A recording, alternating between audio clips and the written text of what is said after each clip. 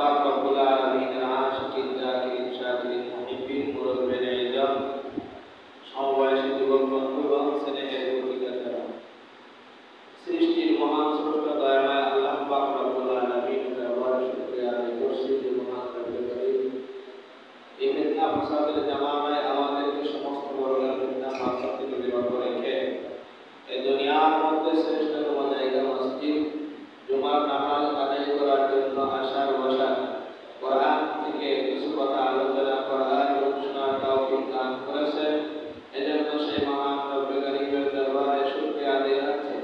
মুসলমান হিসেবে ঈমানের আওয়াজকে উঁচু করে একই আওয়াজে একই কণ্ঠে সকলে পড়বে আলহামদুলিল্লাহ।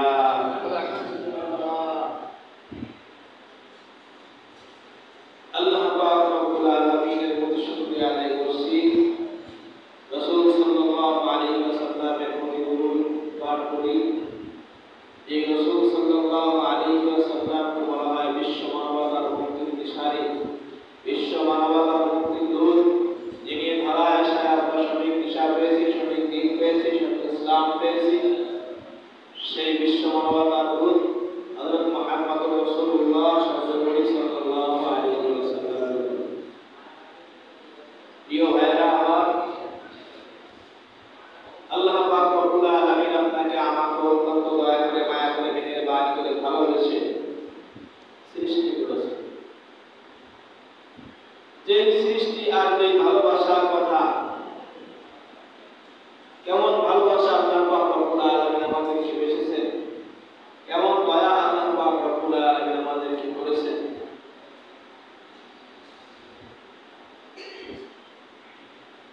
আজকে শুক্রবার জুমার নামাজের দিন, এটা জানে না এমন কোন মুসলমান আছে? শুক্রবার জুমার নামাজ আদায় করা প্রত্যেকটা মুসলমানের উপর ফরজ, এটা জানে না এমন কোন মুসলমান আছে? হ্যাঁ, প্রত্যেকটা মুসলমানের ঘরে জন্মগ্রহণ করেছে, সে জানে শুক্রবার জুমার নামাজ পড়তে হবে, জানে কিনা? তারপর সব মুসলমান জুমার নামাজ পড়বে? কত আছে বেহায়া, এমন বেহায়ার বেহায়া যেগুলো দাবি করে আমরা মুসলমান, দাবি করে কি মুসলমান, থাকে মূর্তি পূজকদের সাথে, থাকে কাদের সাথে? মূর্তি পূজকদের সাথে। শিরকে আকবার। দেখেন এলাকায় খোঁজ খবর নিয়ে দেখেন বহু মুসলমানের সন্তানেরা, বহু মুসলমানের বাচ্চারা, নামধারী মুসলমানের বাচ্চারা চলে গেছে রাজমেলায়, সাগরে। আমরা নাই, হ্যাঁ, শিরকে আকবার করতে গেছে। এটাকে বলা হয় শিরকে আকবার, সবচেয়ে বড় শিরক। আর আল্লাহ পাক রব্বুল আলামিন বলেন, ইন্নাল্লাহা লা ইউশরিকু আইয়াগফিরা বিহি, নিশ্চয় যারা আমি আল্লাহ পাক রব্বুল আলামিনের সাথে অংশীদার করে, আইয়াগফিরা বিহি, আমি আল্লাহ তাদেরকে ক্ষমা করব না, আমি আল্লাহ তাদেরকে ক্ষমা করব না। এরা জেনে শুনে শিরক করতেছে, জেনে বুঝে শিরক করতেছে। মুসলমানের ঘরে জন্মগ্রহণ করার পরেও শিরক করার জন্য চলে গেছে কোথায়? পকেটের পয়সা খরচ করে শিরক করার জন্য চলে গেছে, পকেটের পয়সা খরচ করে। আজকে তাদের কাছে নামাজের কোনো তোয়াক্কা নাই, ইবাদতের কোনো তোয়াক্কা নাই। মুসলমান হিসেবে যে আমার যে দায়িত্ব আর কর্তব্য, যে কাজ আমার, এই কাজের প্রতি তাদের কোনো তোয়াক্কা নাই। তারা শুধু ওদের পাঁচ নেটের ভিত্তিক ঘুরতেছে আর ঘুরতেছে। আল্লাহ পাক রব্বুল আলামিন আপনাকে আমাকে অত্যন্ত দয়া করে মেহেরবানি করে ভালোবেসে আল্লাহ পাকের ঘর মসজিদে এসে হাজির করে দিয়েছেন। এবং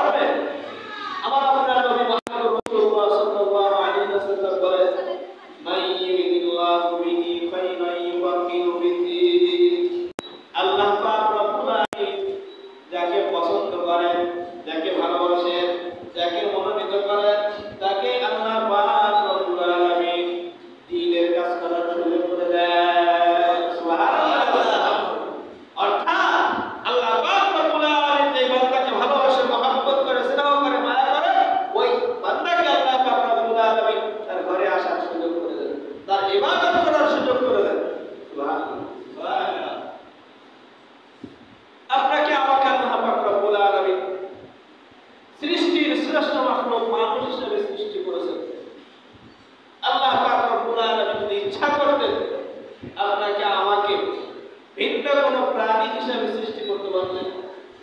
পারতেন না? পারতেন কিনা? আল্লাহ পাক রব্বুল আলামিন পারতেন, কিন্তু আল্লাহ পাক রব্বুল আলামিন আপনাকে আমাকে সৃষ্টির শ্রেষ্ঠ মাখলুক মানুষ হিসাবে সৃষ্টি করেছেন। শুধু তাই না, আল্লাহ পাক রব্বুল আলামিন যদি ইচ্ছা করতেন আপনাকে আমাকে হিন্দু, বৌদ্ধ, খ্রিস্টান, ইহুদি, নাসারা যারা আছে এদের ঘরে যদি আল্লাহ পাক রব্বুল আলামিন ইচ্ছা করতেন আপনাকে আমাকে জন্মগ্রহণ করাইতে পারতেন কিনা? পারতেন না? কিন্তু আল্লাহ পাক রব্বুল আলামিন তা করেন নাই। আল্লাহ পাক রব্বুল আলামিন নিজের দয়ায়, নিজের মায়ায়, নিজের ভালোবাসায় আপনাকে আমাকে মুসলমানের ঘরে জন্মগ্রহণ করাইছেন। এরপরেও কেন মুসলমান হইলাম কেন? আমার ভালো লাগে না? মুসলমান এটা আমার কাছে ভালো লাগে না। আমার কাছে ভালো লাগে মূর্তি পূজা, আমার কাছে ভালো লাগে রাসমেলা, আমার কাছে ভালো লাগে কালী পূজা, আমার কাছে ভালো লাগে সরস্বতী পূজা। কথা বলেন, এই মুসলমানের সন্তানেরা পূজায় যায় না? যায়। মুসলমানের ঈদে ওরা আসে না? না। হ্যাঁ, কুরবানির ঈদের সময় গরু জবাই করতে ডাকবেন, আসবে? হ্যাঁ, সবে বরাতে আসে, সবে মেরাজে আসে, মিলাদুন নবীতে আসে। তাহলে মুসলমানের রাস্তা কেন ওদের অনুষ্ঠানে যায়? ওই যে বলছিলাম না, ওয়ালাম তুআআকাল ইয়াহুদ ওয়ালান নাসারা হাত্তা তাত্তাবিআ মিল্লাতাহুম, ওরা ততক্ষণ পর্যন্ত তোমাদের উপর সন্তুষ্ট হবে না যতক্ষণ পর্যন্ত তুমি ওদের মিল্লাতের উপর, ওদের দলেভুক্ত, ওদের দলের অন্তর্ভুক্ত না হবে, ততক্ষণ পর্যন্ত ওরা তোমাদের উপর সন্তুষ্ট হবে না। নিয়ে গেছে ভাগায়, নিয়ে কি ভাগায় ওইটার মধ্যে মজা করে। আসলে তো অপকর্ম করতে মজা লাগে, বুঝলেন না? যত প্রকার ন্যাস্টিক কাজ আছে, যত প্রকার আনকালচার কাজ আছে, এই সমস্ত কাজ ওদের মধ্যে আছে। প্রিয় ভাইরা আমার, আল্লাহ পাক রব্বুল আলামিন বলেন, ওয়া ইয ক্বালা রাব্বুকা লিল মালাইকাতি ইন্নী জাঈলুন ফিল আরদি খলিফা। হে আমার ফেরেশতারা, তোমরা শোনো। তাদেরকে বলতেছে, ফেরেশতাদেরকে ডাক দিয়ে বলতেছে, হে আমার ফেরেশতারা, তোমরা শোনো, ইন্নী জাঈলুন ফিল আরদি খলিফা, আমি জমিনে প্রতিনিধি পাঠাবো। কোথায়? কোথায়? আওয়াজ করে বলেন, কোথায়? জমিনে। কি পাঠাবে? প্রতিনিধি পাঠাবে। ক্বালু আতাজালু ফীহা মান ইউফসিদু ফীহা ওয়া ইয়াসফিকু দিমা। ফেরেশতারা বলবেন, ক্বালু, ফেরেশতারা বলবেন, আতাজালু ফীহা মান ইউফসিদু ফীহা, আমরাই তো আপনার ইবাদত বندگی করার জন্য যথেষ্ট। আমরা আপনার ইবাদত বندگی করার জন্য কি যথেষ্ট। ওয়ায়াসফিকুন দিমা, আপনি তাদেরকে সৃষ্টি করবেন, তারা পৃথিবীর জমিনে রক্তপাত করবে। কি করবে? রক্তপাত করবে, মারামারি করবে, হানাহানি করবে, খুনোখুনি করবে। আপনার বিধান অনুযায়ী, আপনার আইন অনুযায়ী, আপনার হুকুম অনুযায়ী তারা তাদের জীবন পরিচালনা করবে না। বর্তমান হচ্ছে কি হচ্ছে না? কথা হয় না? বর্তমান এটা হচ্ছে কি হচ্ছে না? হচ্ছে। রক্তপাত, মারামারি, খুন, রাহাজানি, ধর্ষণ হচ্ছে না? শীর্ষে আছে বাংলাদেশ। তাহলে তারা বললেন, আমরাই আপনার ইবাদত করার জন্য যথেষ্ট, আমরা জানি। আল্লাহ পাক রব্বুল আলামিন ফেরেশতা সৃষ্টি করেছেন। এই ফেরেশতাদেরকে আল্লাহ পাক রব্বুল আলামিন অর্ডার করেছেন, ফেরেশতা তুমি সিজদা করতে থাকো, কিয়ামত পর্যন্ত ফেরেশতা সিজদায় পড়ে আছে। কিয়ামত পর্যন্ত সিজদা মাথা উঠাবে না যতক্ষণ না পর্যন্ত আল্লাহর হুকুম না হবে। এই ফেরেশতার দল তোমরা রুকু করতে থাকো, কিয়ামত পর্যন্ত ওই ফেরেশতার দল রুকু করতে থাকবে। এই ফেরেশতার দল তোমরা দাঁড়ায় কিয়াম করতে থাকো, কিয়ামত পর্যন্ত ওই ফেরেশতার দল দাঁড়ায় কিয়াম করতে থাকবে। আল্লাহ পাক রব্বুল আলামিন এইখানে যেই ফেরেশতাকে যেই ওয়ার্ডার দিয়ে রেখেছেন, ওই ওয়ার্ডার অনুযায়ী ওই ফেরেশতা ওই জায়গার মধ্যে, ওই কাজের মধ্যে স্থির থাকবে পরবর্তী নির্দেশ না আসা পর্যন্ত। কিন্তু মানুষ কি তাই করে? আল্লাহ রাসূল সাল্লাল্লাহু আলাইহি ওয়াসাল্লাম, একটা পাহাড় আছে, যে পাহাড়ের একটা গ্রিপ পথ আছে, ওই পথ দিয়ে কাফেররা এসে আক্রমণ করতে পারে। এই আশঙ্কায় ওইখানে আল্লাহ রাসূল 70 জন সাহাবী নিযুক্ত করলেন। কতজন? 70 জন। এটা কিন্তু সমালোচনা না, বোঝানোর জন্য বলতেছি। 70 জন সাহাবী নিযুক্ত করলেন, তীরন্দাজ নিযুক্ত করলেন। তোমরা এখান থেকে লড়বে না, তোমরা এই জায়গার মধ্যে থাকবে, ওদিকে যুদ্ধ শেষ হয়ে যাক, যতক্ষণ পর্যন্ত আমার নির্দেশনা না পাবে ততক্ষণ পর্যন্ত তোমরা এখান থেকে যাবে না, ততক্ষণ পর্যন্ত তোমরা এই জায়গার মধ্যে স্থির থাকবে, বহাল থাকবে।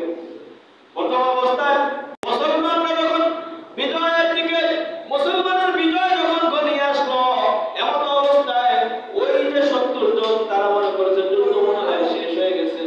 যুদ্ধ কি হয়ে গেছে? শেষ হয়ে গেছে।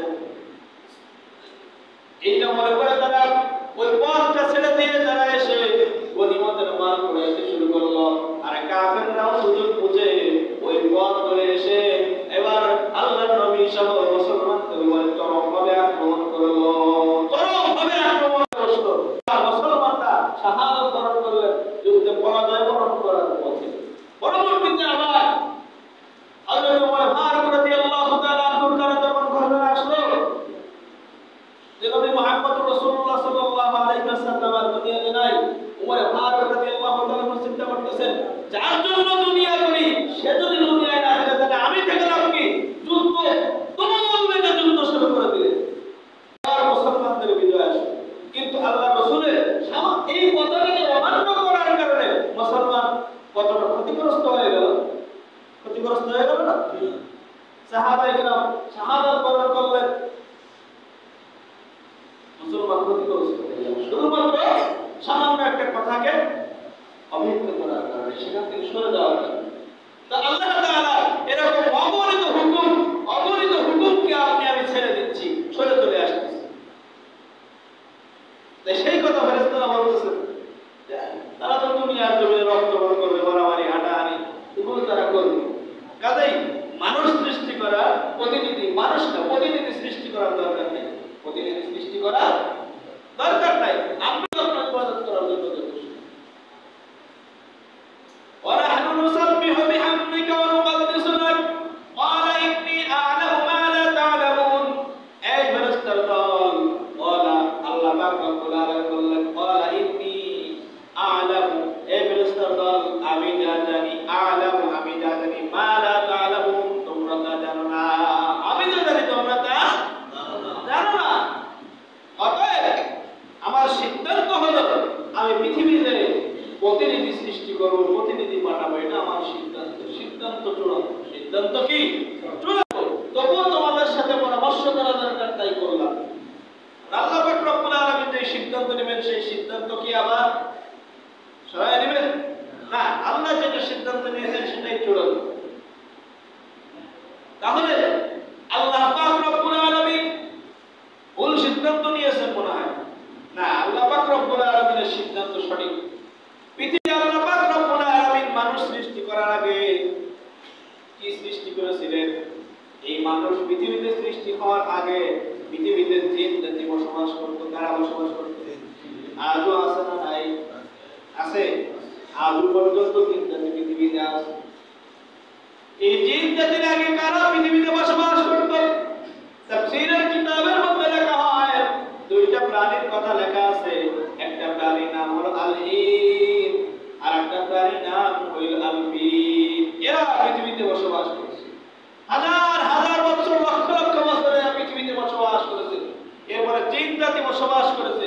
এই জিন জাতি যখন আল্লাহ পাক রব্বুল আলামিনের হুকুম মানত না, আল্লাহ পাক রব্বুল আলামিনের হুকুমের তোয়াক্কা করে নাই, আল্লাহর হুকুম অনুযায়ী যেন জীবন পরিচালনা করে নাই, আল্লাহ পাক রব্বুল আলামিন ফেরেশতাদেরকে বলতেছেন, এই ফেরেশতার দল যাও, এদেরকে সমূলে ধ্বংস করে দাও। আরেকটা আয়াত আসছে যে এদেরকে সমুদ্রের মধ্যে নিক্ষেপ করো। কোথায়? সমুদ্রের মধ্যে নিক্ষেপ করো। আরেকটা আয়াত আসছে যে এদেরকে সমূলে ধ্বংস করে দাও।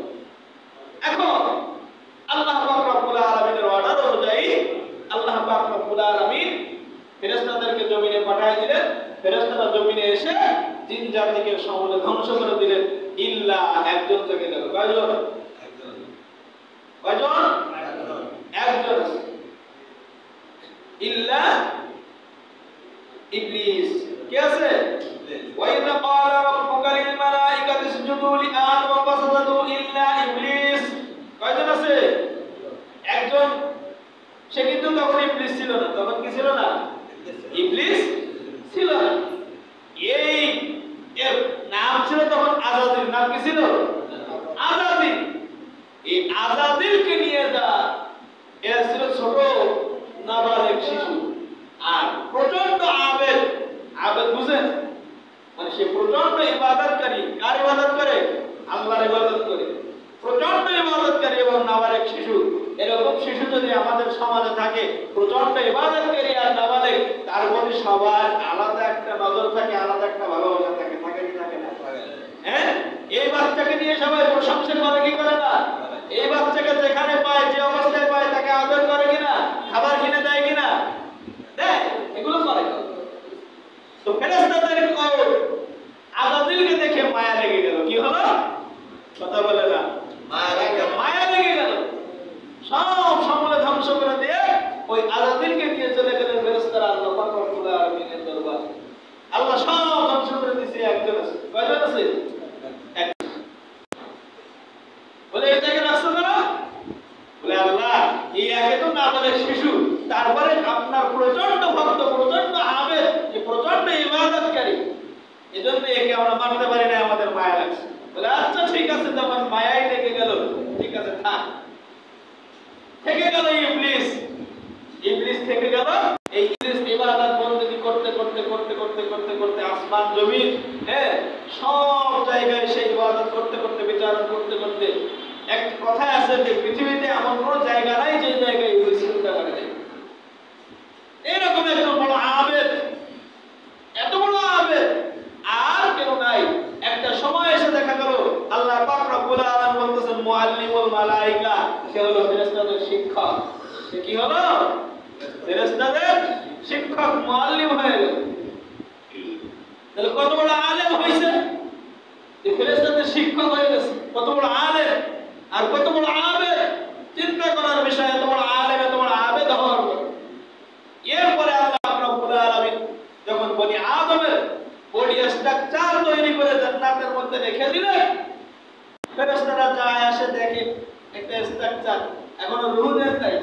এখনো কি করে নাই? রূহ দেয় নাই। ইবলিস একদিন বনি আদম বানাচ্ছে। ঠিক আছে, কয় বনি আদম বানাচ্ছে, কয় থুক মেরে দিছে। কি করছে? থুক মেরে দিছে। দেখেন ওর বনি আদমের মধ্যে হিংসা শুরু আগের থেকেই। কি যে সময় আদম আলাইহিস সালামের ভিতরে রূহ দেওয়া হয় নাই, তখন থেকে হিংসা শুরু হয়ে গেছে। থুক মেরে দিছে। ঠিক বনি আদমের নাভিস্থলের যে জায়গাটা আছে, ওই সোজা ওই বরাবর যে ইবলিসের থুক লাগছে। অন্যান্য ফেরেশতারা এসে বলতেছে, আল্লাহ তুমি যে আপনি যে স্ট্রাকচার বানায় রাখছেন, যে বডি বানায় রাখছেন, ওই বডি এই আযাজিল থুক মারছে। তাই খুব খারাপ কথা। যাও ওইখান থেকে তোমরা একটু উঠায় দাও। এজন্য কিয়ামত পর্যন্ত যত বনি আদম দুনিয়ার জমিনে আসবে, তার নাভিস্থলের জায়গাটা নিচু থাকবে। আছে না? প্রত্যেকটা মানুষের নাভিস্থলের জায়গাটা নিচু আছে না? নিচু আছে। তো এখান থেকে তুলে ফেলে দেওয়া হবে। আছে এই অবস্থার পরে এরপরে আদম আলাইহিস সালামের বডি স্ট্রাকচারের ভিতরে রূহ দান করা হলো। কি দান করা হলো? রূহ দান করা হলো। রূহ বডি স্ট্রাকচারের মধ্যে থাকতে চায় না, অন্ধকার। এই অন্ধকারের মধ্যে রূহ থাকতে চায় না, বারবার রূহ দেওয়া হয়, রূহ বের হয়ে আসে। আল্লাহ পাক রব্বুল আলামিন বললেন, এই রূহ তোমাকে বারবার দেওয়া হয় আর তুমি কেন বারবার বের হয়ে আসো? বলে আল্লাহ, ওর ভিতরে অন্ধকারের ভিতরে থাকা যায় না। তাহলে রূহ এটাও অন্ধকারের মধ্যে থাকতে চায় না। আমাদের সমাজে জুলুম, নির্যাতন, নিপীড়ন আছে না নাই? আছে না নাই? কথা কয় না? জুলুম হলো সবচেয়ে বড় অন্ধকার। সবচেয়ে বড় অন্ধকার। বলে এর ভিতরে অন্ধকারের ভিতরে থাকা যায় না। আল্লাহ রাসূল সাল্লাল্লাহু আলাইহি ওয়াসাল্লামের জন্মের যে যুগটা, ওই যুগটাকে বলা হয় আইয়ামে জাহেলিয়াতের যুগ, মানে অন্ধকারের যুগ। তাহলে ওই যুগটা কত বড় খারাপ ছিল, যে কারণে ওই যুগটাকে বলা হয় অন্ধকারের যুগ। ঠিক না?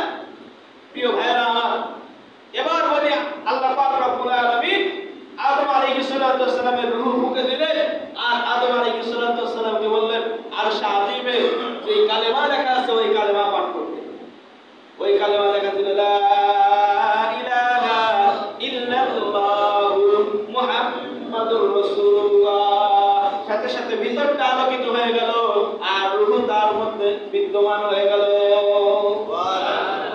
তাহলে আমরা যেই কালেমার উপরে মুসলমান হয়েছি, ঈমান গ্রহণ করেছি, এই কালেমা পূর্বেও ছিল না? ছিল না? ছিল কি ছিল না?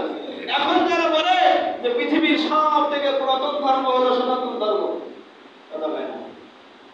এই আপনারা শুনছেন না, আমাদের বর্তমান সেনাপ্রধান ওয়াকারুজ্জামান সে বলছে পৃথিবীর সব থেকে পুরাতন ধর্ম হলো সনাতন ধর্ম। সব থেকে পুরাতন ধর্ম সনাতন ধর্ম না, সব থেকে পুরাতন ধর্ম হলো ইসলাম ধর্ম। কথা ঠিক কিনা? আর একটা উপদেষ্টা নিয়োগ দিয়েছে, উপদেষ্টা, বুঝলেন? এই বর্তমান যে আমাদের যে সরকার, অন্তর্বর্তীকালীন সরকার, এই অন্তর্বর্তীকালীন সরকার এক উপদেষ্টা নিয়োগ দিয়েছে। কয়দিন পর পর উপদেষ্টা পরিবর্তন করতেছে। তো সম্প্রতি সময় এক উপদেষ্টা নিয়োগ দিয়েছে, নাম কি জানো? নাম লাস্ট একটু বলো, ফারুকি। হ্যাঁ, এই যে ফারুকি এ হলো সিনেমার এফডিসি তে কাজ করে। এখন এই সিনেমার এফডিসি তে কাজ করা এই ফারুকি সে কিছুদিন আগে আমাদের বাংলাদেশের শাইখুল ইসলাম, বাংলাদেশের উম্মুল মাদারিস হাটহাজারী মাদ্রাসার স্বনামধন্য মুহতামিম শাইখুল ইসলাম আল্লামা শাহ আহমদ শফি রহমাতুল্লাহ আলাইহিকে তেতুল হুজুর বলে গালি দিয়েছিল। একে আমরা কোনো অবস্থাতেই এই উপদেষ্টার আসনে দেখতে চাই না। একে অপসারণ করতেই হবে, এটা আমাদের প্রাণের দাবি। কথা বল ঠিক, একে অপসারণ করতে হবে। এবং বর্তমান সমাজের ভিতরে, যুব সমাজের ভিতরে যেই নির্লজ্জতা বেহায়াপনা ঢুকে পড়েছে, এই নির্লজ্জতা বেহায়াপনার কারিগর হলো এই এফডিসি ওয়ালা। কারা বুঝেন না? সিনেমার এফডিসি তে কি দেখায়? সিনেমার এফডিসি তে কি দেখায়? নির্লজ্জতা আর বেহায়াপনা ছাড়া আর কিছু, প্রেম প্রীতি ভালোবাসা ছাড়া আর কিছু না। হ্যাঁ, এই প্রেম প্রীতি ভালোবাসা ওখান থেকে দেখে এসে এখানে প্র্যাকটিস করে। এখন রাস্তার মোড়ে মোড়ে বিভিন্ন জায়গায় দেখা যায় প্রেম প্রীতি চলতেছে। প্রেম প্রীতির এক বিশাল জোয়ার শুরু হয়ে গেছে। এর কারিগর হলো, এর ফ্যাক্টরি হলো ওরা। এই ফ্যাক্টরি দ্বারা এই নির্লজ্জতা বেহায়াপনা আবিষ্কার করার ফ্যাক্টরি এমন ব্যক্তিদেরকে আমরা কোনো অবস্থাতেই উপদেষ্টা পরিষদে দেখতে চাই না। এদেরকে অবশ্যই বয়কট করতে হবে, ঠিক কিনা? প্রিয় ভাইরা আমার, আল্লাহ পাক রব্বুল আলামিন আমাদেরকে সৃষ্টি করেছেন দুনিয়ার জমিনে তার প্রতিনিধিত্ব করার জন্য। কিসের জন্য? তার প্রতিনিধিত্ব করার জন্য। তার প্রতিনিধিত্ব করতে গেলে কি করতে হবে? আর প্রতিনিধিত্ব যদি আমরা করতে চাই তাহলে আমাদের করণীয় কি? করণীয় হলো তার ইবাদতের মাধ্যমে, তার জমিনে তার দ্বীন বাস্তবায়নের মাধ্যমে তার প্রতিনিধিত্ব বাস্তবায়ন করা। এগুলো কি অন্য কেউ এসে করে দেবে না আমাদের কি করতে হবে? আল্লাহ পাক রব্বুল আলামিন স্বয়ং জমিনে এসে তার প্রতিনিধিত্ব বাস্তবায়ন করবেন না, আমাকে করতে হবে। রাজি আছেন তো সবাই? আল্লাহর জমিনে আল্লাহর দ্বীন প্রতিষ্ঠা হবে, এটাই হচ্ছে আমাদের দৃঢ় প্রতিজ্ঞা, ঠিক কিনা? আর এই জাতীয় যত কুসংস্কার আছে, এই জাতীয় যত অপসংস্কৃতি আমাদের মধ্যে ঢুকে গেছে, এগুলোকে আমাদেরকে আজ থেকে বয়কট করতে হবে। আমি পূর্বে একদিন বলেছিলাম, মা আতাকুমুর রাসূলু ফাখুযু ওয়া মা নাহাকুম আনহু ফান্তাহু। তোমাদের জন্য রাসূল সাল্লাল্লাহু আলাইহি ওয়াসাল্লাম যা নিয়ে আসছেন ওটা তোমরা চূড়ান্তভাবে আঁকড়িয়ে ধরো। রাসূল সাল্লাল্লাহু আলাইহি ওয়াসাল্লাম তোমাদেরকে যেটা ছেড়ে দিতে বলেছেন ওটাকে তোমরা চূড়ান্তভাবে বর্জন করে ছেড়ে দাও। তাহলে রাসূল সাল্লাল্লাহু আলাইহি ওয়াসাল্লাম আমাদের জন্য নিয়ে আসেন, তারাকতু ফীকুম আমরাইন লান তাদিল্লু মা তামাসসাকতুম বিহিমা কিতাবাল্লাহ ওয়া সুন্নাত রাসূলি। এক নম্বর হলো কিতাব আল্লাহ, আল্লাহর কিতাব আল কোরআন। দ্বিতীয় নম্বর হলো সুন্নাত রাসূলি, রাসূল সাল্লাল্লাহু আলাইহি ওয়াসাল্লামের আদর্শ সুন্নাহ। এই দুই জিনিসকে আমাদেরকে আঁকড়ে ধরতে হবে। এর বাইরে যা আছে সব ছুঁড়ে ফেলতে হবে। সব কি করতে হবে? ছুঁড়ে ফেলতে হবে। রাজি আছেন তো সবাই? ছুঁড়ে ফেলতে রাজি আছেন? কথা হয় না? না, এই জায়গায় মনে একটু সমস্যা আছে, কারো কারো মনে হয় অ্যালার্জি আছে। কথা বল। রাসূল সাল্লাল্লাহু আলাইহি ওয়াসাল্লামের সুন্নাহ এবং কোরআনকে আঁকড়ে ধরতে আমাদের কোনো অসুবিধা আছে? কোনো অসুবিধা আছে? আজকে থেকে রাসূল সাল্লাল্লাহু আলাইহি ওয়াসাল্লামের সুন্নাহ এবং কোরআনকে আঁকড়ে ধরার জন্য আমরা প্রস্তুত আছি তো ইনশাআল্লাহ। প্রস্তুত আছি নাকি দেখুন? আল্লাহু আকবার। আল্লাহকে সাক্ষী রেখে দিই, আল্লাহকে জানাই দিই, আল্লাহ আমরা আপনার কোরআন, আপনার রাসূলের সুন্নাহ অনুযায়ী বাকি জীবন পরিচালনা করব। আল্লাহ পাক রব্বুল আলামিন আমাদের সকলকে তৌফিক দান করুন, আমিন। এইভাবে আলোচনা করব ইনশাআল্লাহ। আমাদের মুফতি সাহেব আসছেন, তাকে আমরা কি একটু সময় দিতে